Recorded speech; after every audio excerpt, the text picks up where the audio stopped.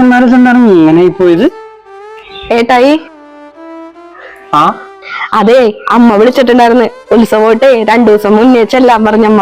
എന്തിനാണ് 2 ദിവസം മുമ്പ് നേരത്തെ പോണത്? ഉത്സവത്തിനൊന്ന് പോയാ പോരെ? അത് വേറൊന്നും കൊണ്ടല്ല, സ്വന്തക്കാരെല്ലാരും വരും. അതുമല്ല, ഞാനിപ്പോ വീട്ടിൽ പോയിട്ട് 2-3 മാസം കഴിഞ്ഞില്ലേ. അച്ഛനും അമ്മനെയൊക്കെ കാണാൻ കൊതിയാവണ്. ഞാൻ പൊക്കോട്ടെ? മാളു, അതിനൊന്നും ആവശ്യമില്ല. ഉത്സവത്തിനേ രാവിലെ നമുക്ക് പോവാ, വൈകുന്നേരം ആവുമ്പോ തിരിച്ചു വരാം. അല്ലാണ്ട് 2 ദിവസം അവിടെ നിൽക്കണ്ട, അതിന്റെ ഒന്നും ആവശ്യമില്ല കേട്ടാ. എന്തിനാണേട്ടായി 2 ദിവസം വീട്ടിൽ നിന്നിട്ട് നമുക്ക് വരാം. മാളു, ഞാൻ എന്റെ തീരുമാനം ഞാൻ പറഞ്ഞ പോലെയാണെന്നുണ്ടെങ്കിൽ വീട്ടിൽ പോവാ, അല്ലെങ്കിൽ പോവണ്ട. എന്താണ് മോനെ, മാളു 2 ദിവസം വീട്ടിൽ പോയി നിൽക്കട്ടെ?